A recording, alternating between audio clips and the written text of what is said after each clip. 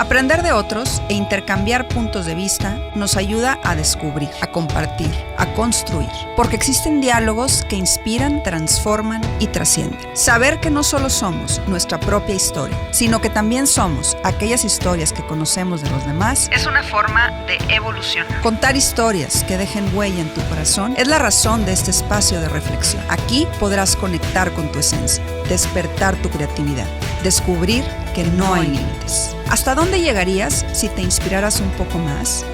Esa respuesta podemos empezar a descubrirla ahora. Soy Jessica Garza. Te invito a que juntos sintamos y seamos Efecto Inspiración.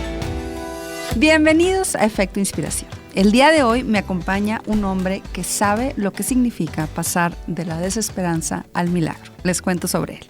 Es ingeniero en industrias alimentarias y maestro en administración por el Tecnológico de Monterrey. Tiene 28 años de experiencia en el ramo de alimentos. Por otro lado, está casado y tiene 6 hijos. Emilio, su hijo más pequeño, quien tiene 1 año, nació con síndrome de Down. Me da muchísimo gusto darle la bienvenida a Marcelo Ramírez a Efecto Inspiración. Marcelo, mi cuñado, bienvenido. Qué gusto tenerte en el programa. Muchas gracias, cuñada. Muchísimas gracias por invitarme.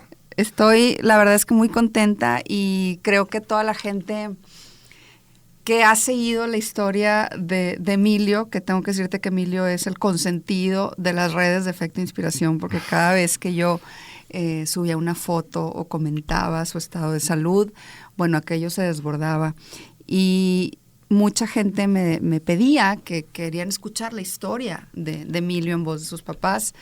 Diana, quien es mi hermana, que está casada con Marcelo, ella es menos abierta para los micrófonos, entonces digamos que hoy el vocero va a ser Marcelo, pero estamos muy contentos de poder compartir hoy esta historia, que creo que ha sido una historia que nos ha tocado a toda la familia, obviamente particularmente a ustedes, a Diana, a ti, a tus hijos, y creo que también ha tocado a muchas personas que han estado alrededor y que han seguido el caso y que han entendido que es posible, como lo decía yo al principio, pasar de la desesperanza a el tan anhelado milagro. Y ahorita platicaremos de todo esto. Así que bienvenido, siéntate como en tu casa.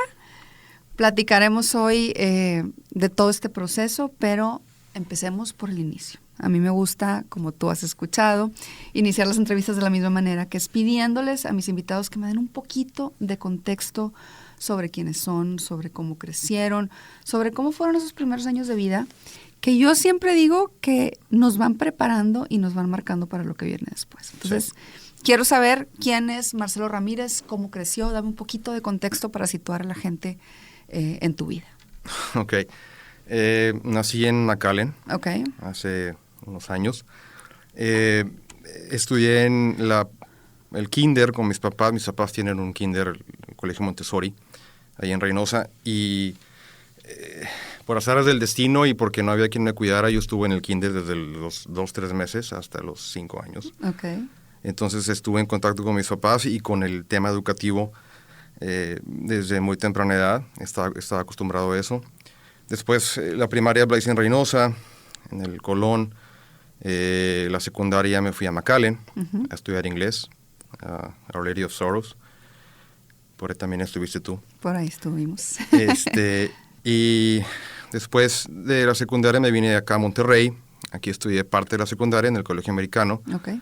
Y luego pasé la preparatoria a la Garza Sada, el TEC, Navicultural. Y de ahí pasé a carrera y todo eso me llevó alrededor de 10 años de vivir aquí en Monterrey. Después me gradué y me regresé a Reynosa. Allá estudié mi maestría de manera virtual en Campus Monterrey. Me estuve trabajando en el área de las tortillas en Grupo Maseca. Estuve trabajando con ellos 27 años y medio. Y luego ya no trabajé con ellos y ahora estoy en Allied Blending, una empresa alemana. Vivo en Dallas. Tengo 6 hijos, como dijiste. Amalia, 18 años. Marcelito tiene 14. Andrés tiene 8, Pablo tiene 7, Mateo tiene 5 y Emilio tiene 1. Es importante mencionar, qué bueno que mencionas a tus 6 hijos, y digo, para la gente que nos escucha, tus 2 primeros hijos fueron fruto de un matrimonio que tuviste anteriormente. Correcto. Y los últimos 4 son producto del matrimonio con Diana, que bueno, todos forman esta familia de 6 niños de diferentes edades, donde han tenido también ellos que vivir etapas distintas y procesos diferentes con todo el tema de su hermano más pequeño. Ahorita llegaremos a eso, pero para situarnos ya en el núcleo de la historia. Tú, ya lo dijimos, te casas con Diana, ya tenías 2 hijos, tienen a sus 3 hijos, y de manera inesperada llega la noticia de que Diana estaba embarazada de un 4º bebé. ¿Cómo tomas esa noticia de un nuevo embarazo inesperado? Mucha sorpresa, evidentemente, ¿no? Pero ya habíamos platicado del tema, Diana y yo, y no nos ponemos de acuerdo de si se podía o no. Estábamos pensando que no, pero pues se dio que sí, y entonces fue una sorpresa muy grande para mí, y digo, no lo voy a esconder, fue un shock para ambos, ¿no? O sea, porque pues ya estábamos un poco más grandes, y la dinámica con 3 niños, hombres pequeños, pues es un poquito complicada. Y torbellinos, aparte. Sí, son inquietos. Entonces, requiere mucho tiempo, requiere mucha atención. Entonces, tener un bebé, no sé si llamarlo a destiempo, pero tener un bebé un poquito fuera de la rutina que ya teníamos, pues pensábamos que sí iba a ser un poquito complicado. Sí fue un shock, a fin de cuentas lo vimos como una bendición a ambos, y lo esperábamos como los otros 3, con mucha ilusión. Con mucha ilusión, y bueno, creo que esta sorpresa pues nos cayó a todos, y tengo que aclarar que antes de continuar con la historia, que esta historia es una historia que también me toca a mí, ¿no? Es una historia que es una historia de mi familia, porque es una historia de mi hermana, es una historia de mis sobrinos, de ti como mi cuñado, de mis papás, en fin, de toda la familia.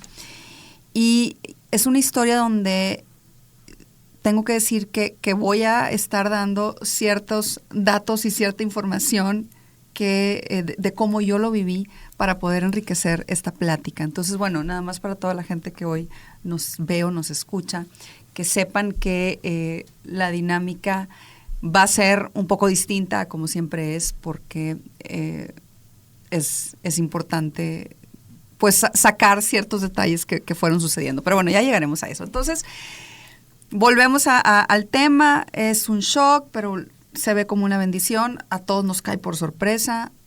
Tú ya estabas por cumplir 50 años, Diana 41. Entonces, bueno, pues sí fue como una sorpresa. Y la sorpresa mayor vino cuando le hacen a Diana unos análisis de rutina, donde le dicen que el bebé viene con síndrome de Down. Yo me acuerdo perfectamente, porque si no fui la primera, creo que fui la segunda en saber. Incluso antes de ti, Diana me marcó. Yo venía en un avión y me dice, te tengo que decir algo. Y le digo, ¿qué pasó? Me dice, Emilio viene con síndrome de Down. Y me acuerdo perfecto que yo casi estaba por perder un vuelo, entonces yo corriendo por todo el aeropuerto y con el shock de la noticia. Pero al mismo tiempo yo le decía a Diana que fue raro, que por alguna razón no me cayó tan de sorpresa, como que yo no sé, había algo que alguna corazonada, algo raro, ¿no? Que luego lo platicamos Diana y yo, pero después de que Diana me comenta a mí, creo que te marca a ti, tú estabas de viaje. Así es. Háblanos de esa llamada, Marcelo, de esa llamada que pues cambia totalmente el rumbo. Si ya de por sí había cambiado el rumbo un un embarazo, digamos, inesperado, ahora una noticia así cambia totalmente la jugada. Platícame de esa llamada. Me llamó en la noche, Diana, había terminado, yo estaba de viaje, había terminado el día y... Estabas Diana, de viaje de trabajo. Estaba de viaje de trabajo en San Luis, Missouri. Diana me habla en la noche y me dijo, cuando estés más tranquilo, háblame, tengo que decirte algo. Yo sabía que el tema de los análisis que ya tocaban era el tiempo como iba el embarazo, tocaba el tiempo de esos análisis. Yo sabía que en esas fechas era el tema y esas fechas probablemente le dieran los resultados. Yo sabía que se habían hecho. Cuando ya estoy en el hotel, me habla en la noche y me dice, pues me hablan del consultorio del doctor y me dicen que hay una probabilidad muy alta, me habló algo así de un 90%, de que el niño, todavía no tenía nombre en ese momento, tuviera síndrome de Down. Trisomía 21 es como lo escribieron ahí. En ese momento no lo digerí. Cabe mencionar que yo tuve un tío con síndrome de Down, hermano de mi papá. Entonces para mí el tema del síndrome de Down obviamente no me era tan ajeno. Yo había estado en contacto con una persona muy allegada con síndrome de Down. Entonces me dicen y obviamente pues sí más el shock del embarazo, esto fue un poco más. Esa noche no pude dormir. Me pensaba en mi tío. Mi tío falleció a los 65 años, que es una edad muy, muy avanzada para alguien con síndrome de Down. O sea, cuando te dieron la noticia, tu tío ya había fallecido. Mi tío ya había fallecido. Okay. Uh-huh. Y yo estaba consciente de los cuidados que tuvieron que darle a mi tío en esos años. Mi tío falleció hace algo así como 12 años. Y en los años que él nació, quizá no había la estructura o la terapia que existe ahora. Entonces el tema de mi tío era lo que yo había vivido era que era una persona que necesitaba de muchos cuidados externos. Entonces toda esa noche que no pude dormir me la pasé pensando, es que si viene un niño así, o niña, bueno, en ese momento ya sabían. La noticia fue, tiene síndrome de Down y es niño. Es cierto. Y toda la noche dije, pues, digamos que me transporté a 12, 15, 20 años en el futuro y dije, ¿qué voy a hacer? Yo con 50 años, con un niño con cuidados especiales, y yo teniendo el ejemplo de mi tío, mis abuelos murieron y él se quedó no solo, pero con una red de apoyo que mis abuelos dejaron. Entonces yo estaba pensando en qué vamos a hacer, qué vamos a hacer para garantizar que el niño no se quede solo. Todo esto apenas recibí la noticia. Al llegar a Dallas, el día después, sin dormir, ya lo platiqué con Diana, obviamente nos abrazamos y lloramos ambos y fue una cosa muy, muy emotiva, un poquito dura, pero acordamos en decir que nos poníamos en manos de Dios y en manos del destino, lo que viniera lo íbamos a tomar como viniera. Sí, conforme fue pasando el tiempo y que el resto de la familia se fue enterando, yo recuerdo muy bien la reacción de mi mamá, que mi mamá estaba pues angustiada también, ¿no?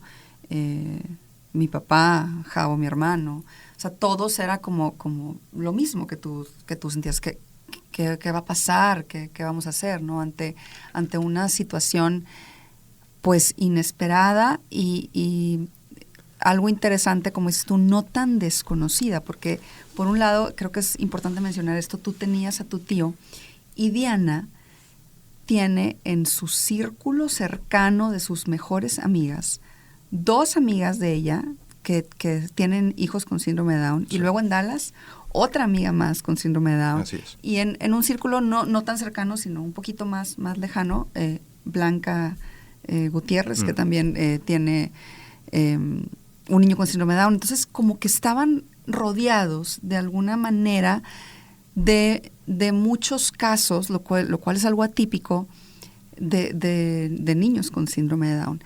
Sin embargo, pues creo que en ese momento no te cae tanto el 20, como que estás en un proceso de entender. Pero conforme fue pasando el embarazo, las noticias siguieron llegando, Marcelo, y no eran buenas. Eran noticias donde les decían que no solamente Emilio tenía síndrome de Down, sino que aparte tenía un problema cardíaco importante, que hoy sabemos que una gran mayoría o muchos de los niños que tienen síndrome de Down traen problemas cardíacos. Pero bueno, les dan también esta noticia, ¿no? Conforme va avanzando el embarazo. ¿Cómo ibas tomando tú estas nuevas realidades? O sea, ¿cómo ibas tomando estas nuevas realidades de ir asimilando esta situación que ustedes iban a tener que enfrentar, ya cuando supiste que además del síndrome de Down había otros problemas de salud? Sí. Bueno, primero, te repito, no me era muy extraño el tema del síndrome de Down. Evidentemente es muy distinto tener un tío con síndrome de Down a tener un hijo con síndrome de Down. Después nos confirman que Emilio, en ese momento ya has pensado en el nombre, nos dicen que lo más probable es que tenga un defecto congénito en el corazón, y había que monitorearlo con el neonatólogo y primero, obviamente, el que nos dio la noticia primero fue el ginecólogo, y luego se unió un neonatólogo, y luego se unió un cardiólogo, y las especialidades se fueron multiplicando a medida que Emilio iba creciendo y que el problema cardíaco se iba haciendo más evidente. ¿Cómo lo tomé yo? Junto con Diana, en mi caso te puedo decir que las probabilidades de que algo saliera mal eran muy altas, no por el síndrome de Down, sino por el tema cardíaco. Y yo lo tomaba como, híjole, mira, ya tuvimos mucha suerte, una en 700 de que el bebé tenga síndrome de Down. Entonces, esos filtros que tuvo que pasar en su gestación, los niños con síndrome de Down, por lo general, en muchas ocasiones no nos damos cuenta porque se aborta naturalmente. Emilio pasó todos esos filtros. Entonces, sus ganas de vivir lo pusieron en una etapa en donde, me voy a gestar y me voy a desarrollar. Entonces, yo lo que pensaba es, si ya tuvimos mucha suerte en que Emilio siguiera gestándose, siguiera creciendo, yo decía, si tenemos más suerte todavía, va a nacer, porque había la posibilidad de que no naciera también. Dentro de los 9 meses que Diana lo tuvo en el vientre, yo lo veía de una manera ya completamente de otra. Diana lo tenía en el vientre. Entonces ella es la que sentía, se mueve, no se mueve. Sí, ella platica que ella sentía que todos los días que se iba a morir, que estaba todos los días, se levantaba y decía, a ver si hoy si hoy se movió, o si ya no, si lo siento. Como que ella cuenta que cuando ella estaba embarazada, todo su embarazo fue de mucho miedo de que el bebé pudiera sobrevivir en su vientre. Viéndolo de ese modo, la angustia que Diana pasó y que no necesariamente la externó. Definitivamente creo que no la externó. La dejó exhausta al final del embarazo. Pero bueno, antes del embarazo, el tiempo de la gestación, yo lo veía como, si tenemos suerte, pues va a nacer. Si tenemos suerte, después de que nazca, va a sobrevivir, porque el tema cardíaco, pues sí estaba complicado. Entonces yo decía, es que si me lo prestaste para tenerlo en el vientre, me lo prestaste para que naciera. Le decías adiós. Exactamente, a Dios, al destino, a lo que, como le quieras llamar. Si me estás permitiendo vivir esta angustia, este calvario, pues dame las herramientas para poder solventarlas o para poder hacerle frente. Entonces, sí, lo que Diana vivió no lo externó mucho, y lo que a mí me tocó absorber de esa angustia, pues digamos que se lo dejé en manos del destino, en manos de Dios. Pues aquí es de, si va a ser, va a ser. Y si algo me ha enseñado Emilio a mí, es que las ganas de vivir son más fuertes que cualquier enfermedad, que cualquier cardiopatía. Esos 9 meses fueron muy angustiantes. Tú ahorita hablas de este proceso, de cómo cada quien lo vivió de manera distinta, ¿no? Diana, con esta angustia que se guardó, porque sí, estoy de acuerdo contigo, no externaba tanto, y tú dejándolo en manos de Dios o del destino. Sin embargo, cuando llega el momento del nacimiento de Emilio, Diana cae en una fuerte depresión, donde pues todos estábamos muy preocupados por ella, ¿no? Emilio nace, Diana vive un proceso, pues yo no sé si parte de las hormonas también propias del embarazo, el baby blue, y sacar toda esta angustia que ella se había guardado durante 9 meses. Cuando nace, pues Diana entra en un estado, pues sí, de una depresión. Y tú tienes que tomar un rol de tratar de sacar como adelante la situación. ¿Cómo fue para ti ver a tu esposa? O sea, ver si no es la persona que más quieres, a una de las personas que más quieres en esa situación, y verla a ella tan vulnerable cuando pues estás acostumbrado a que Diana resuelve, ¿no? O sea, es una mujer que resuelve, ¿no? Y ahí estaba como en pausa, como ida, pues sí, como muy triste, ¿no? En una depresión. ¿Cómo fue para ti enfrentar el momento de ver a tu esposa así? Y por otro lado, el ya tener contigo a esa nueva vida, con una realidad distinta a la que tenían, con una dinámica familiar diferente, y viendo la vulnerabilidad de tu esposa. O sea, tú como el hombre de la casa, como esta persona que tienen, déjame decirlo así, los roles tradicionales, por llamarlo, que así es como se maneja, ¿no? Sí.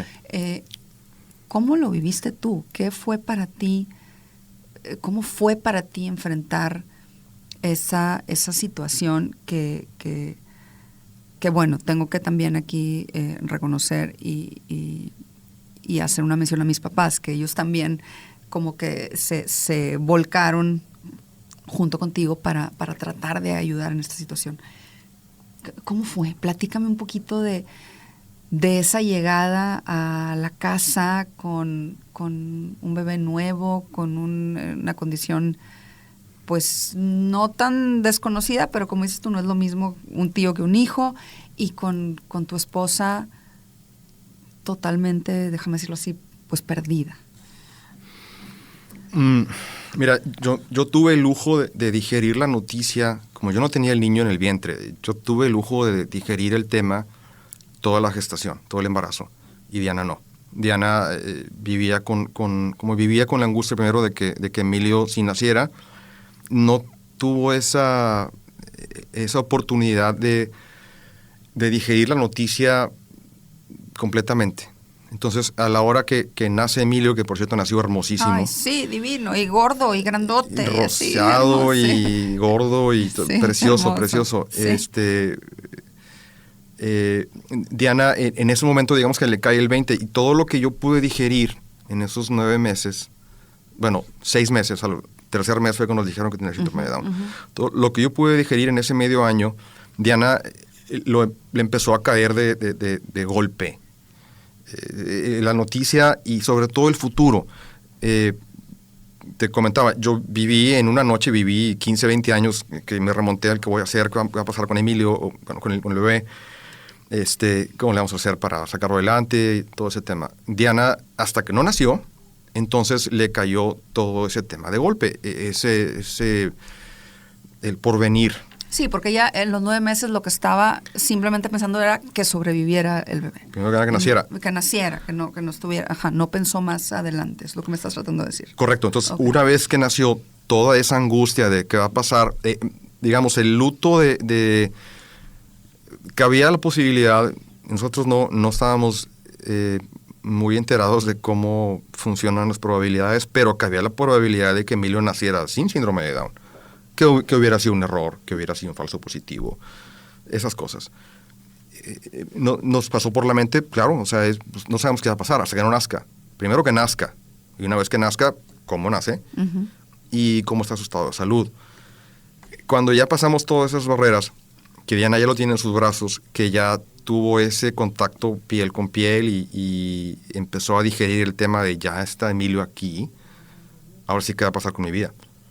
O sea, ¿qué va a pasar con mi dinámica? Tenemos 3 niños pequeños que requieren de mucha atención y Emilio va a requerir todavía de más atención. ¿Cómo nos vamos a dividir? ¿Cómo nos vamos a administrar para no quitarles atención a los otros niños y darle a Emilio lo que necesita? Todo esto sabiendo que Emilio tenía un tema cardíaco, pero todavía no estábamos muy enterados de la gravedad del asunto. Okay. Solo sabíamos que Emilio, una garantía que tenía que tener una operación de corazón abierto, no sabíamos qué tan complejo era, solamente sabíamos que estaba a cierto punto controlado, y que iba a requerir de cuidados especiales por unos meses, después se iba a reparar. Esto pasó con algunos de los niños que Diana conoce de sus amigas. Entonces ya estábamos un poquito familiarizados con el tema y no le teníamos mucho miedo. Okay. Íbamos a algo medianamente conocido por las amigas de Diana, ¿no? Pero el luto de que el porvenir que Diana quizás se había imaginado que pudo haber pasado con un niño neurotípico a tener a un niño con síndrome de Down en los brazos, el proceso de duelo. Ese duelo de la persona que tú pensabas que iba a ser a la que realmente es, eso le costó un poco y su mecanismo de defensa fue quizá estar un poquito, pues tú lo dijiste, un poquito ida, ¿no? O sea, no creía lo que estaba pasando. Y ¿qué hice yo? Pues obviamente con la ayuda de mis suegros y la red tuya y la red de apoyo que tenemos, mis papás, de mi hermano, digamos que quise o tuve que agarrar el toro por los cuernos, por llamarlo de alguna manera, y hacerle ver a Diana que Emilio ya estaba aquí, que se había sobrepuesto a muchas probabilidades adversas y que si él había querido nacer y si Dios nos lo había permitido que lo tuviéramos, era porque teníamos que echarle todas las ganas.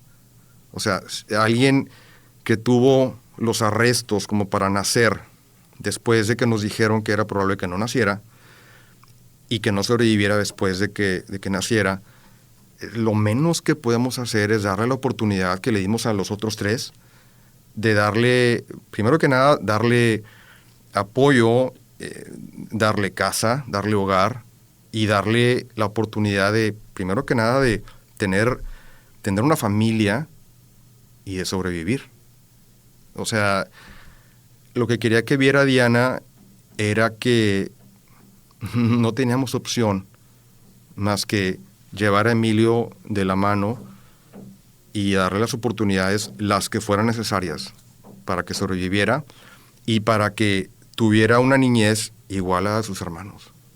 Fíjate, y qué bueno que mencionas todo esto, porque muchas veces romantizamos como las historias cuando se habla de algún tema pues duro, ¿no? Y creo que es importante para la gente que hoy nos está viendo o escuchando saber que existen procesos difíciles, ¿no? Que para llegar a esta parte ya romántica o esta parte donde ya llegamos a las conclusiones o a los aprendizajes, hay que vivir duelos, hay que vivir procesos dolorosos como el que me platicas que vivieron ustedes. Antes de continuar con toda esta historia, yo quisiera detenerme un poco a preguntarte, Marcelo, ¿cómo cambia esto la dinámica de una pareja? O sea, se dice mucho que cuando tienes una persona con una discapacidad en casa, o te unes o cada quien se va por su lado, ¿no? En tu caso y en el caso de Diana, ¿cómo ha sido enfrentar este reto como pareja? O sea, ¿cómo...? Y todavía no llegamos a la parte más difícil, ¿no? De lo que vivieron, pero una vez que tú le comentas esto a Diana, que Diana sale de esta depresión, que tuvieron que pues intervenir en la parte médica y ayudarla, y que ella sale y que ella como que ya vuelve a ser ella, déjame decirlo así, que más o menos pasó como un mes. ¿Qué pasa con ustedes? ¿Qué pasa con su dinámica de pareja? ¿Qué pasa con su dinámica familiar? ¿Cómo se va, pues sí, moviendo? Como Emilio necesitaba de monitoreo constante de su alimentación, de su ritmo cardíaco, sus respiraciones, o sea, ya sabíamos que mientras no lo operáramos, el tema con Emilio era de mucho monitoreo. Tuvimos la fortuna de tener el apoyo de que nos ayudaron una enfermera que fue de aquí de Monterrey, Margarita. Y gracias a ella tuvimos el apoyo de sentirnos muy cobijados de cualquier eventualidad que nosotros no supiéramos que Emilio estuviera pasando. Ahí teníamos un apoyo médico. Okay. Y nos iba a dar por lo menos una oportunidad de estabilizar esa relación de la que me hablas. No podíamos dejar solos a los otros tres, y había que sacar a Diana de esa depresión de la que me hablas. Ese mes que duró esa estabilización, pues llega Margarita, y ahí digamos que nos administramos en los roles. Ok, vamos a enfocarnos, tú con estos tres, yo con Emilio, yo con los tres, tú con Emilio, nos estamos intercambiando para tratar de no quitarle atención a lo que necesita mucha atención. Entonces, ¿cómo fue como pareja? Pues muy duro, porque la incertidumbre que tienes, primero que nada, ¿qué va a pasar? No sabes médicamente si el niño va a responder o no, qué problemas puede tener que no sabemos, va a sobrevivir o no, cómo te va a impactar eso como anímicamente. La relación de pareja en ese mes en particular fue muy difícil. Tuvimos que, hacer uso de la mayor entereza que tuviéramos en cualquier rincón del alma, porque en realidad era una prueba que nos pedía que tuviéramos un poquito más del entendimiento que una pareja puede tener en situaciones normales, ¿no? Uh-huh. Era una situación muy anormal y teníamos que responder como personas normales a una situación que no era normal. Anímicamente Diana salió de esa depresión de la que estábamos hablando, y una vez que ya estábamos estabilizados, intentamos darle una rutina normal. Okay. A los otros tres, e incorporar a Emilio también a esa rutina. Hasta ese momento, los primeros 3 meses de Emilio era un bebé prácticamente normal. Claro, que comía normal, sí, dormía sí, normal. Sí. Y bueno, a los 3 meses sucede pues una situación que, si bien sabían que en algún momento Emilio iba a requerir de esta cirugía de corazón, cuando llegan esos 3 meses, Emilio empieza a presentar síntomas muy agudos de su insuficiencia cardíaca, y lo llevan lo llevan con el doctor, y el doctor los manda al hospital sin imaginar que esa visita al hospital iba a durar 7 meses. Una visita que se prolongó pues en exceso. Sucedieron muchísimas cosas y Emilio estuvo internado 7 meses, donde sucedieron diosidencias, milagros, desencuentros, tristezas y de todo un poco. No te voy a pedir que me narres los 7 meses porque estaríamos aquí todo el día, ¿verdad? Y pues no se trata de eso, pero brevemente háblame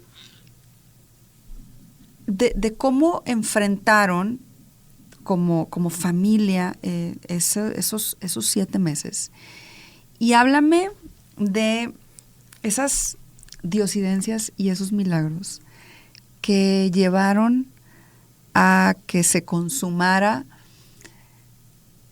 pues esta situación tan mística del caso de Emilio, a que se consumara el milagro de que su corazón pudiera quedar reparado, teniendo 7 meses de muchísima angustia, de muchísima incertidumbre, de médicos que, no quiero hablar de eso porque hasta me enojo, pero de médicos que no nos caen bien, hasta llegar a las manos de un enviado de Dios, porque creo que así lo veo, ¿no? Cuando llegaron a las manos del doctor Carlos Meri, quien finalmente fue el que dio la solución y el que fue el instrumento para poder sacar a Emilio adelante. Pero háblame de esos 7 meses. ¿Cómo se vive una familia? ¿Cómo se vive pues sí, ¿cómo se vive estando 7 meses en un hospital, teniendo a otros 3 niños? Y aquí hay algo importante que yo quiero mencionar porque a mí me impactó mucho.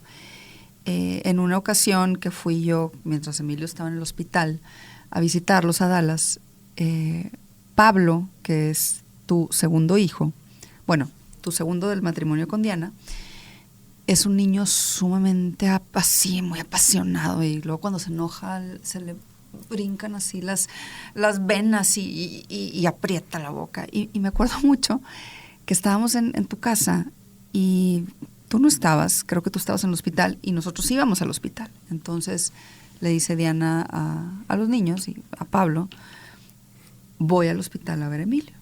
Y recuerdo perfectamente y nunca se me va a olvidar que aprieta los labios Pablo y dices, ¿qué mamá? Y hasta le faltaba el aire para sacar como lo que quería decir. Decías, mamá, es que ya no quiero que vayas al hospital, quiero que te quedes conmigo. Y a mí me causó mucho impacto porque decía, wow, o sea, cómo a veces pensamos que los niños no se dan cuenta, y sí se estaban dando cuenta de esa dinámica donde a ellos también les faltaba que sus papás estuvieran pues 24/7 con ellos, y el tener que dividir. Me acuerdo que Diana le dijo, a ver, pero es que Emilio está enfermo del corazón, o sea, si tú estuvieras enfermo también estaría en el hospital contigo. Es que no, yo quiero que estés conmigo, no quiero que estés con él, quiero que estés conmigo. Menciono esto porque quiero poner en contexto y volverte a hacer la pregunta de cómo se vive o cómo viviste, otra vez brevemente, con todas estas situaciones, una estancia en el hospital sumamente angustiosa, con muchos altibajos, más bajos que altos, diría yo, de 7 meses. Bueno, volviendo a lo que me decías de Pablo, ese precio que tuvieron que pagar ellos, en especial él, que es muy emocional, un niño muy emocional, de tener una familia, entre comillas, disfuncional, porque estábamos separados. Mientras uno estaba en el hospital, otro estaba en la casa y viceversa. Entonces, esos 7 meses no fuimos una familia unida en el sentido físico, porque estábamos separados, ¿no? Entonces, fue muy duro. Primero que nada, esa separación, los niños acá, Emilio en el hospital. Y en un principio pensábamos que el asunto se iba a arreglar en un mes, un mes y medio. El tema de Emilio era, dado el ejemplo que teníamos de las amigas de Diana, sí, pues es una cirugía que cabe mencionar que los cirujanos me decían que era de rutina y que Era algo relativamente sencillo, a pesar de ser una cirugía de corazón abierto. Yo no le veía nada de rutinario tener un hijo abierto del pecho en una plancha de un quirófano. Ellos lo ven así, que bueno, quiere decir que ellos lo toman como algo sencillo de proceder. Entonces, tenemos esa visión primaria de que es algo, aunque es complicado, digamos que está en buenas manos. Entonces, primero que nada, nunca pensamos estar en el hospital más de 2 meses, por cómo se veía la situación. Emilio lo iban a operar en agosto 16, Emilio entra al hospital el 18 de julio, lo iban a operar el 16 de agosto, tenía su cita ya con el quirófano, y 3 días antes de pasar a quirófano sale positivo para COVID. Diana también, 2 de los 3 niños de la casa también. Yo nunca salí positivo, pero que tuve síntomas, no sé si fue falso positivo o no, pero el tema es que como Emilio le dio COVID, la fecha de la cirugía automáticamente se canceló, se postergó por lo menos 6 a 8 semanas. Uh-huh. Y aquí es donde comenzamos ahorita ahí se empezó a complicar el tema y el corazón de Emilio, a medida que pasaba el tiempo y que Emilio crecía y que la relación corazón-pulmones, que trabajan al unísono, pues cada vez se hacía más complicada. Entonces, el tiempo que pasaba, que Emilio estaba sin reparar, sus pulmones se enfermaban más y más. Y el tema del COVID, obviamente, empeoró el asunto.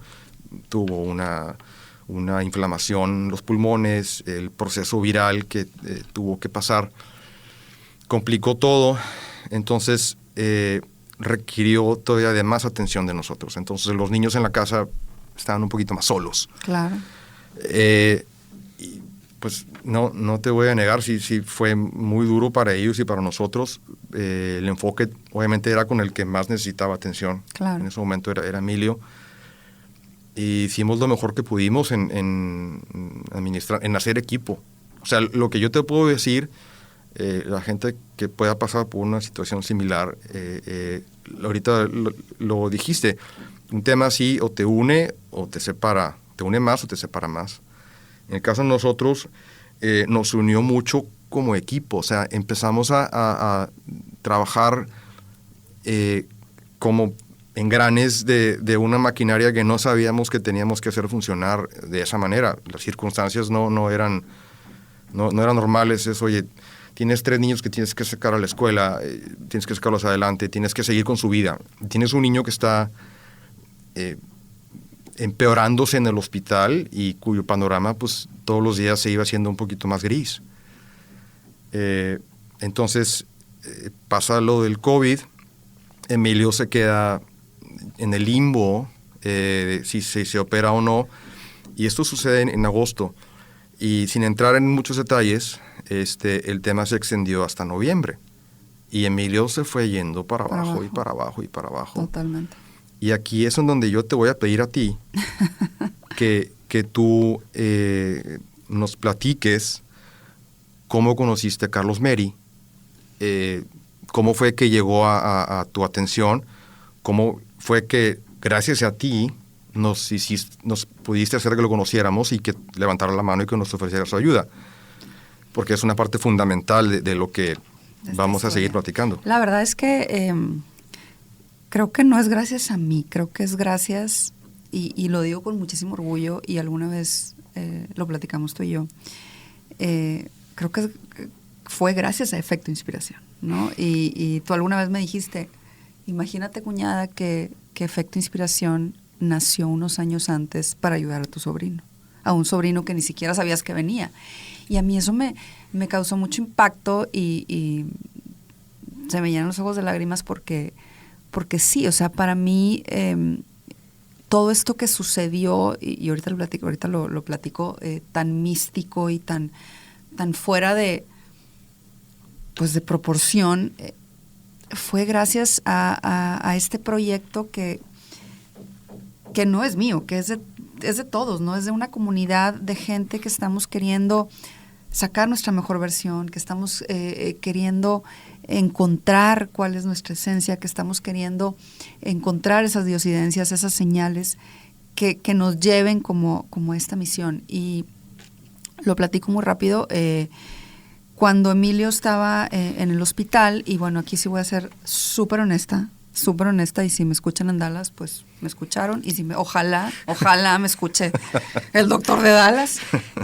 Tenían ustedes un doctor, pues lo voy a decir así, bastante inhumano.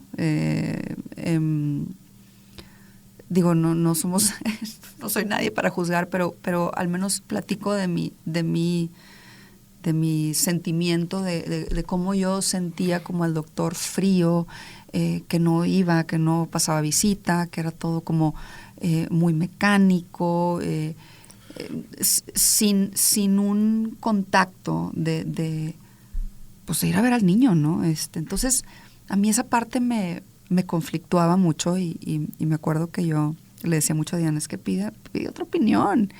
Mi mamá también le decía, y Diana se molestaba, o sea, pero es que ¿por qué? O sea, como que ustedes estaban de alguna manera, y lo entiendo, pues contentos o era lo que conocían y era el lugar donde vivían, y además que era, pues, o es de los hospitales número 1 en Estados Unidos, ¿no? Sí.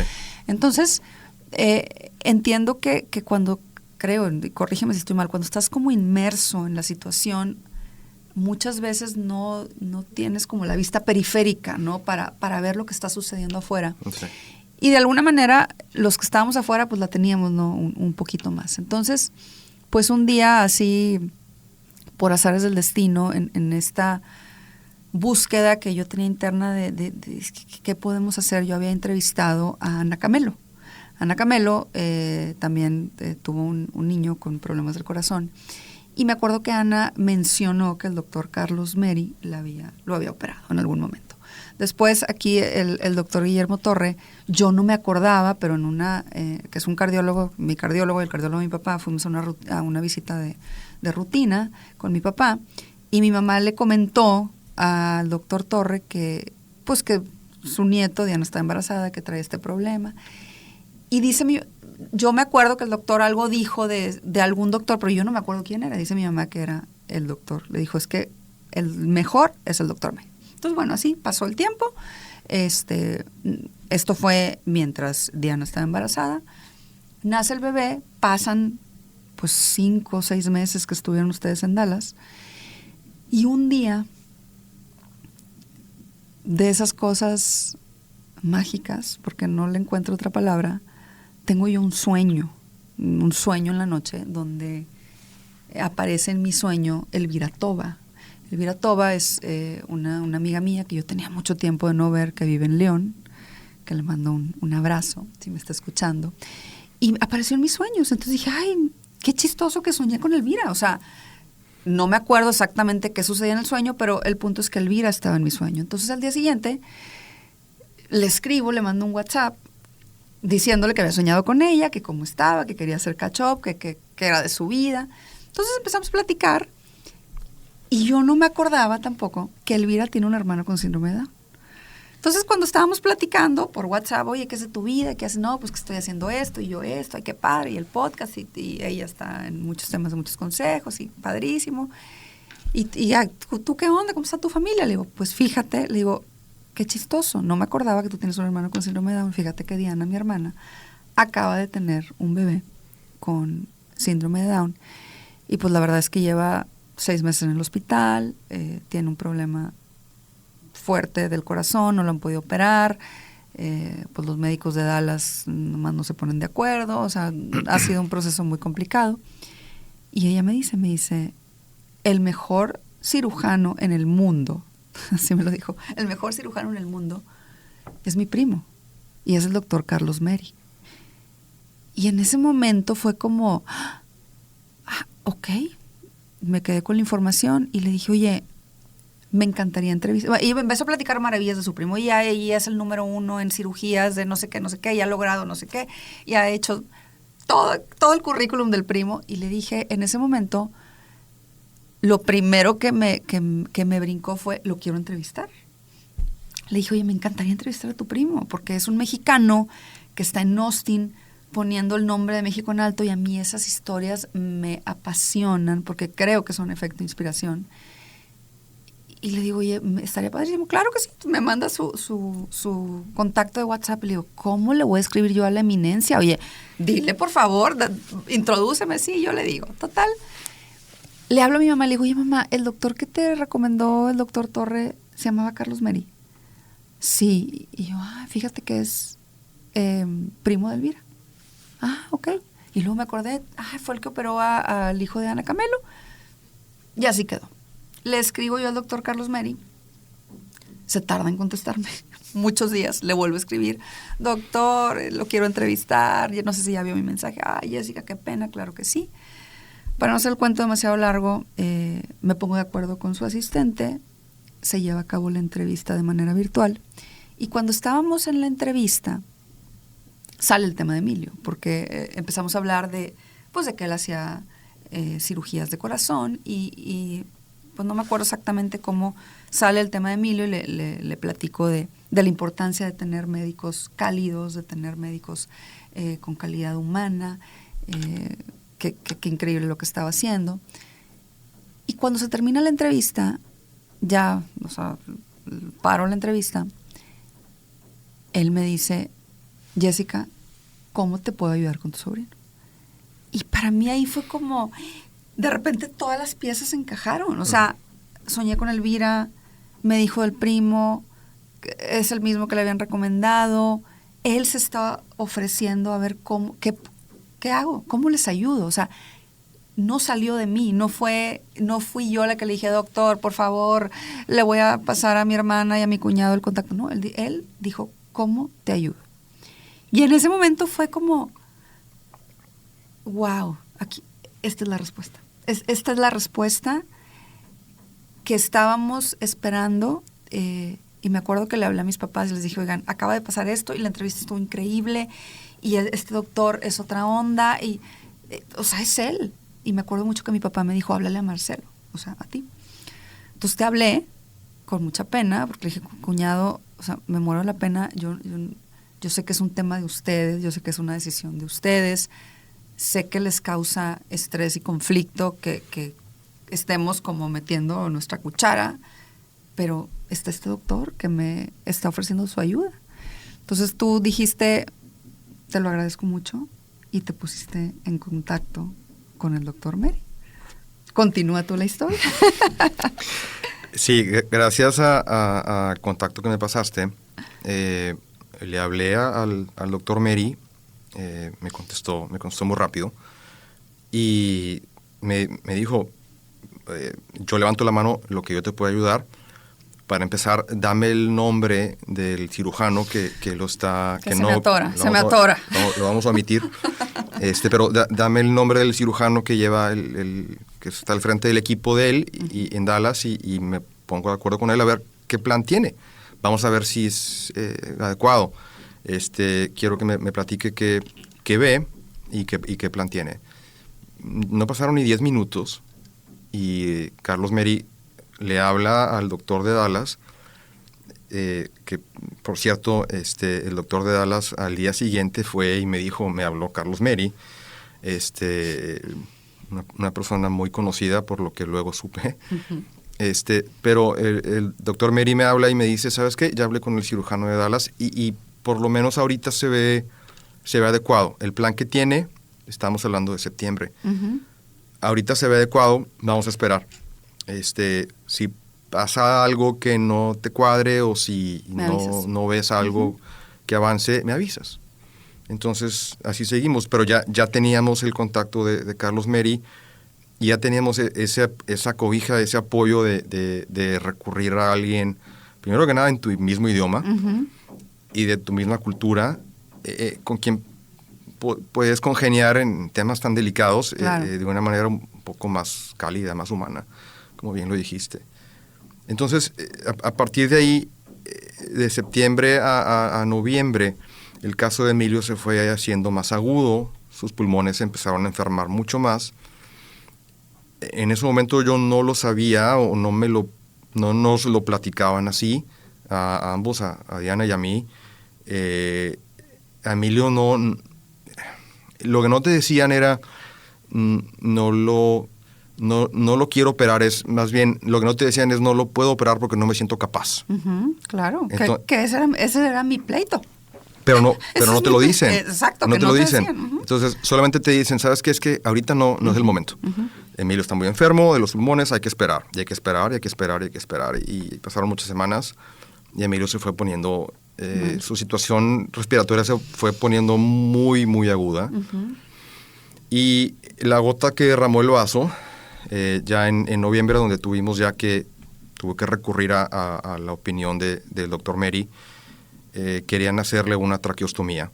Emilio ya había sido sometido a varias cirugías. Le habían puesto un bandaje en la arteria pulmonar, ya lo habían abierto el pecho, lo habían drenado, le habían hecho un cateterismo. Sí, ya muchas cosas. Una broncoscopía. Sí. Emilio ya lo habían... había ido a quirófano varias veces y un bebito tan chiquito, pues obviamente es mucho estrés. Llega noviembre y digamos que ya no hay respuestas de ellos, ya no, por lo que yo entendí después, las probabilidades de que Emilio sobreviviera bajo su cuidado, en su entender, o sea, digamos en su capacidad de acción, no eran muy buenas. Claro. Entonces, cuando eso sucede, prefieren no hacer nada, sin decirte, no voy a hacer nada. Algo muy poco ético desde mi punto de vista, que por eso a mí me enojo tanto. Con justa razón. Entonces, en ese momento, contacto al doctor Meri, fue cerquita del día de dar gracias, ¿no? Ya Thanksgiving. Hablo con él y me dice, ¿sabes qué? Pero déjame te interrumpo tantito antes, porque no te contestaba. Si te acuerdas, estaban ustedes buscándolo y no te contestaba, y me acuerdo que Diana me habló y me dijo, ay, claro, tu doctor Meri ya no nos contesta. Y le dije, ¿quieres que yo lo busque? Y pues sí, búscalo. Entonces le escribo yo por WhatsApp. Sí. Me acuerdo que le digo, doctor, es que qué pena, te está buscando mi cuñado y mi hermana. Y él muy apenado, Jessica, es que no uso el WhatsApp. O sea, yo no sabía que en Estados Unidos la onda es por mensaje de texto. Entonces, sí, casi nunca veo el WhatsApp. Entonces, sí, no había visto él los mensajes. Y bueno, inmediatamente después de que, yo no sé si a mí me tenía grabada o algo que le sonó, no sé, porque me contestó bastante rápido, sí, y ya fue que les contestó otra vez a ustedes. Sí. Continúa.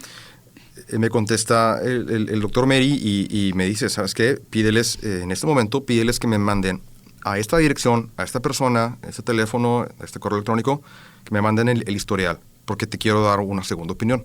O sea, tú tienes el derecho de pedir una segunda, claro, tercera, las que tú quieras, pero en esta ocasión, me dice, mándame todo, yo lo voy a someter aquí con mi equipo de cirugía, lo voy a someter como un caso, como si fuera del hospital, y vamos a tomar una determinación, y de ahí yo te voy a decir qué opinión tengo, y se los voy a comunicar a ellos, ¿no? Esto pasó algo así como un viernes, y el lunes en la mañana, los lunes tienen su junta de consejo médico a las 7 de la mañana. A las 7:45 me estaba hablando el doctor Meri, y la determinación fue súper clara. Emilio se tiene que operar ya. Y no traqueostomía. No hay necesidad de hacer traqueostomía, porque es poner más estrés a un cuerpo que ya está muy estresado. Tenemos que arreglar primero lo primero. Claro, el problema de raíz. Que es el problema de raíz. Sin ser cardiólogo, eso yo lo entendí. Sí, si no arreglas el motor, el cuerpo se te va a caer, ¿no? Entonces, me dice, las palabras textuales que utilizó me dijo, mira, yo sé que es una bomba lo que estoy diciendo, porque tienes que venir aquí a Houston. Se tienen que venir a Houston, tienes que trasladarlo. A Austin. A Austin, perdón. Habíamos pedido otra opinión de Houston también, y la opinión de Houston fue igual a la del doctor Meri. Meri me dice, vénganse a Austin lo más pronto posible. Tienes unos días para que lo piensen, no es una decisión fácil, completamente difícil. Claro. Simplemente el traslado de un bebé, claro, cuidados intensivos, sí, no es fácil. En una ambulancia de cuidados intensivos, claro, aérea y todo ese tema, es un riesgo muy alto. Entonces me dice, piénsalo, pero no lo pienses mucho, porque el tema de Emilio es ya. Yo te soy sincero, Jessica, yo no había visto el programa que hiciste, el podcast que hiciste, el episodio que hiciste con Carlos Meri. Uh-huh. Cuando tú me dijiste, te va a contactar, y cuando llegó el momento de tomar esa decisión, ¿qué vamos a hacer? Digo, a mí como papá, te pueden decir, esta es la eminencia, claro, este es el mejor del mundo. A fin de cuentas, la decisión de qué vas a hacer con la vida de tu hijo, pues recae en tus manos. Claro. Y es bien complicado tomar una decisión de vida o muerte. Claro. Entonces, vi el episodio, vi lo humano que puede ser, que es el doctor Meri, y me sentí en paz. O sea, gracias a ese episodio, Diana y yo nos sentimos en paz de tomar la decisión, porque al día siguiente teníamos que decidir, nos vamos o nos quedamos. Gracias a lo que se pudo transmitir en esa entrevista, a mí me dio, y a Diana también, la entereza, la claridad para tomar una decisión tan importante. Wow. Entonces, de un día para otro, tenemos la entrevista con el equipo de Dallas, y era nada más para ver qué plan tenían, si no habían cambiado de opinión, basándonos en las opiniones de Austin y de Houston. Y Dallas no cambió de opinión. Entonces, gracias a la paz que hemos adquirido con la entrevista de Dr. Meri, les dijimos, señores, les agradecemos mucho, pero nos vamos a Austin. Y aquí tengo que intervenir, porque a mí me toca estar en el traslado. Yo voy a Dallas en diciembre, y empiezan a suceder pues muchos milagros, déjame decirlo así, muchas diosidencias, Marcelo, de cosas muy sobrenaturales, donde pues es que, híjole, no sé ni siquiera si contar o no, pero bueno, donde recibimos muchas señales, déjame decirlo así, divinas, de cosas que nos sucedieron muy tangibles y muy concretas, donde pedíamos que nos dieran como la claridad, y llegaban inmediatamente las respuestas. O sea, cuando estaba yo allá, me acuerdo perfecto que estaba yo rezando, y varias amigas aquí nos regalaron una agua bendita de Lourdes, y estaba yo rezando y con el niño pidiendo que porque era todo un tema, el tema del traslado, ¿no? Entonces que fuera rápido, y en ese momento, en cuanto estaba en oración, llega el doctor y dice, ya está todo listo, se van mañana. Y como esa, podemos platicar miles. Pero hay algo que tú escribiste y que yo quiero compartir, porque hay un chat que hicieron Diana y tú con la gente allegada de Actualizaciones de Emilio. Y el día que iba a ser el traslado, el 7 de diciembre, sí, tú escribiste lo siguiente, que a mí me llena de mucha emoción leerlo, y con esto quiero ir cerrando. Y es preguntarte, después de que yo lea esto, que me digas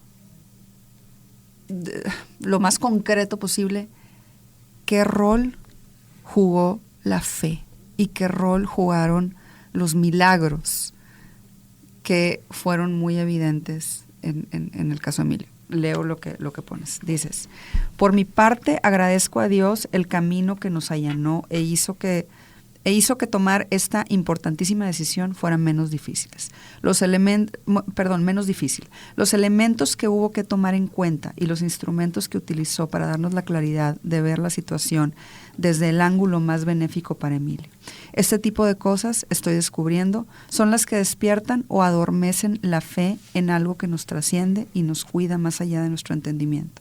En mi caso me mostró que la fe siempre ha existido dentro de nosotros. Ayer uno de esos instrumentos que utiliza Dios, mi cuñada Jessica, nos ayudó a descifrar ciertos mensajes, quizás divinos, que nos dieron la calma y la fortaleza de planear los siguientes pasos desde una perspectiva de esperanza y sobre todo de confianza. Yo leo esto y la verdad es que me siento como...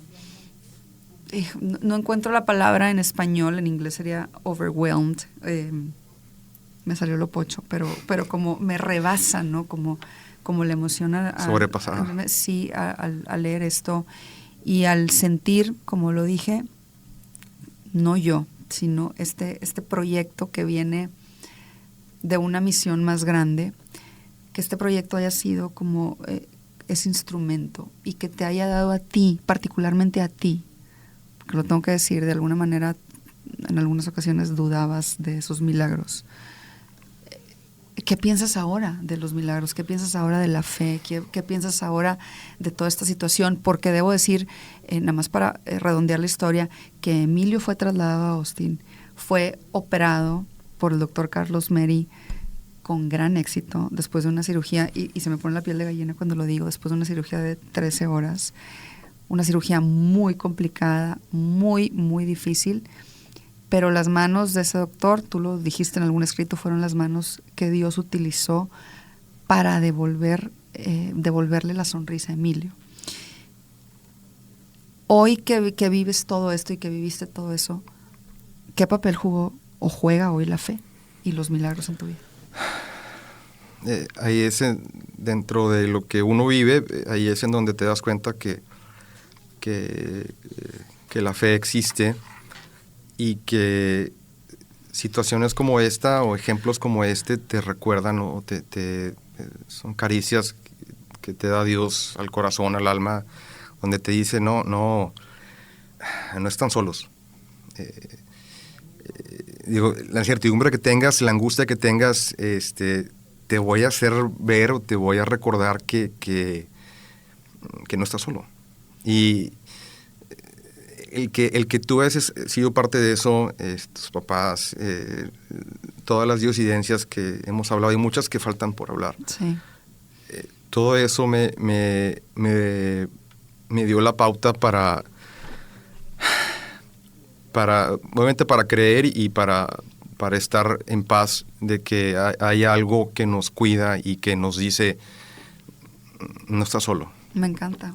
Aquí te tengo. Me encanta, y creo que esa parte de la espiritualidad da un poder distinto, ¿no? Al ser humano, te da una paz distinta y te da una claridad distinta.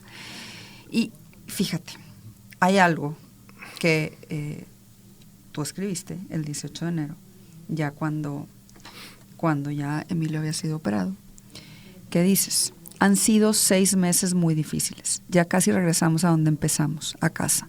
Aún faltan detalles que hay que finiquitar, pero lo más complicado ya quedó atrás. Su corazón ya está completo y funcionando correctamente, el nuestro también. A Emilio le regresaron los balbuceos, la energía, el color, pero sobre todo la sonrisa. A nosotros nos volvió la vida. O sea, wow, a nosotros nos volvió la vida. Yo quiero saber, y ya que ya me están regañando ya que nos pasamos de la hora, ¿cómo se va y cómo se regresa a la vida, Marcelo? O sea, en este lapso de, digo, aquí habla 6 meses, pero bueno, duró 7 meses en el hospital. ¿Cómo es el proceso interno que se tiene que vivir para pasar de no rendirte, de no morir en el intento, logrando pasar de la desesperanza a la esperanza, a la fe, al entendimiento, al milagro? ¿Cómo se va y se regresa a la vida en 7 meses? Mira, Emilio, en esos 7 meses, los últimos 4 que pasó en Dallas, era una velita que se estaba apagando. Y tú lo viste, Sí. estaba siendo cada vez más tenue. Y era muy difícil verlo así. Y por los medicamentos que tenía y por lo que estaba pasando, Emilio pues ya no se reía, estaba muy medicado y se sentía muy mal, tenía fiebres todos los días. ¿Cómo se vuelve a la vida? Yo cuando me despedí del doctor Meri, después de que pasó todo, la recuperación de Emilio, y ya estábamos justo antes de darnos de alta, lo que yo le quise externar es doctor, gracias por devolverle la sonrisa a Emilio. La sonrisa es un signo inequívoco de la vida, de que estás vivo, de que tienes salud. Cuando Emilio empezó a reírse de nuevo, ahí es en donde nos volvió la vida a nosotros. la señal de que Emilio había regresado a la vida, que se empezó a reír, fue cuando también nos regresó la vida a nosotros, ¿no? ¿Cómo se regresa a la vida? Pues, mira, la promesa que yo le hice a Emilio cuando estaba chiquitito y estaba muy enfermo, más chiquito, tenía 3, 4 meses, es una promesa muda, ¿no? Pero yo no te voy a dejar solo. O sea, no sé cómo lo voy a hacer, pero no te voy a dejar solo. Lo que tenga que hacer,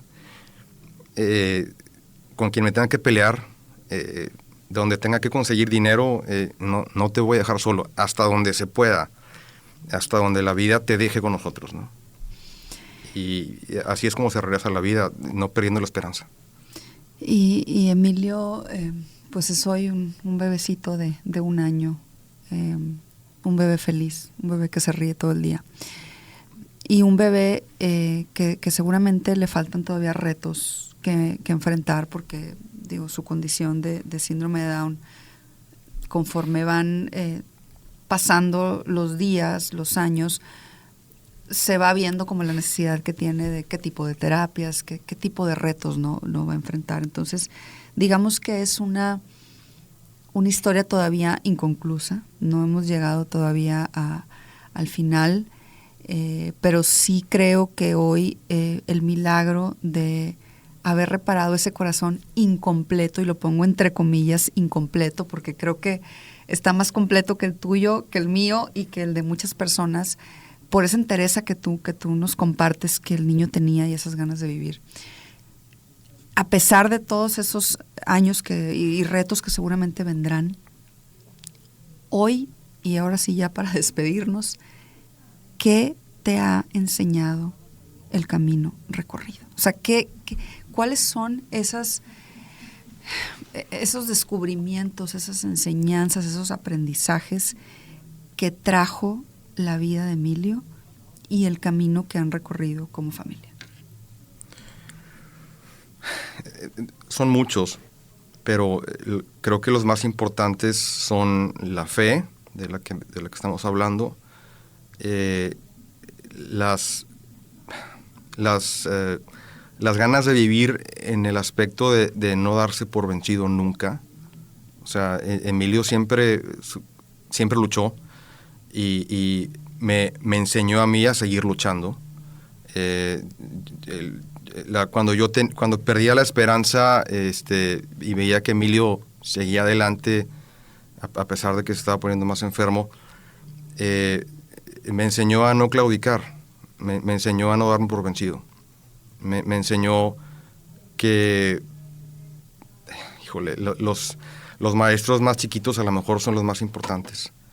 En el caso de Emilio me enseñó que no lo quiero llamar discapacidad, pero el tema de que tenga síndrome de Down, créeme, en este momento o sea, ponderando los retos que ha tenido que sortear Emilio, el que tenga síndrome de Down es como decir es güero o es moreno. Uh-huh. No es una condición que en este momento lo defina. El tema de la cardiopatía, ese sí lo definía porque pues teníamos que sortearlo. Me enseñó que, híjole, siéndote sincero, Jessica, me enseñó que la fe existe. Yo no era una persona de mucha fe. Llegaste tú con Emilio a demostrarme lo contrario, porque conforme pasaron las pruebas que tuvimos que pasar, siempre estuvo él, digamos, con su vida y con su lucha, y tú con tus contactos, por ejemplo, y con tus diosidencias, me recordaste que hay algo más grande que nosotros, que nos trasciende y que nos cuida. Y es algo que Diana y yo, lo tengo que confesar, nos peleábamos con Marcelo con ese tema de las señales y de la fe, y bueno, ganamos. Al final de cuentas, ganamos. Marcelo, gracias por haber venido hoy al programa a compartir un poquito de esta historia que nos ha robado el corazón, no solamente a nosotros como familia, sino, ya lo dije, a todos los seguidores de Efecto Inspiración, a quien hoy aprovecho para agradecer enormemente todas las muestras de cariño, todas las oraciones, las fotos que me mandaban de las veladoras encendidas, de cuando iban a la iglesia. De verdad fue una cosa que a mí me sobrepasó de emoción, y hoy, frente al papá de Emilio, quiero de verdad agradecerles a todos y cada uno de ustedes desde el fondo de mi corazón por hacer a Emilio parte de su familia. Y bueno, Marcelo, antes de que te me vayas, tú sabes que yo al final, siempre con mis invitados, hago una dinámica donde les doy una serie de palabras y les pido que la primera palabra, frase, emoción, idea, sentimiento, lo que sea, lo primero que venga a su mente, me lo digan. ¿Estás listísimo? Listo. Empezamos. Síndrome de Down. Normal. Corazón. Complejidad. Fe. Dios. Familia. Calidez. Milagros. Emilio. Efecto inspiración. Jessica Garza. Gracias. Él es Marcelo Ramírez. Él es este hombre que hoy viene a compartirnos cómo logró pasar de la desesperanza al tan anhelado milagro que los llevó a tener esperanza nuevamente. Marcelo, no sé si hay algo más que quieras agregar, que quieras decir, un mensaje final para toda la gente que nos está viendo o escuchando. No. Solamente que con la vida que le regresó a Emilio, a mí me regresó la fe, por llamarlo así, y las enseñanzas siguen. Lo que Emilio nos va a enseñar falta todavía, pero ya está aquí y ya está sano. Ya está aquí, ya está sano, está hermoso, divino, y de verdad que es un niño que estoy segura nos traerá muchísimas cosas todavía que aprender, que descubrir, porque cada una de sus sonrisas, de su mirada, que yo siempre he dicho que tiene una mirada muy especial y muy profunda, de verdad que llega al alma. Así que gracias, felicidades por Emilio, felicidades por la familia que tienen, y bueno, seguiremos pendientes. Gracias por invitarme. Y a todos ustedes que estuvieron hoy con nosotros, muchísimas gracias por habernos acompañado. Esto fue Efecto Inspiración. Te invito a que seas parte de la comunidad Efecto Inspiración. Suscríbete en mi canal de YouTube y sígueme en Instagram y Facebook. Nos vemos por ahí.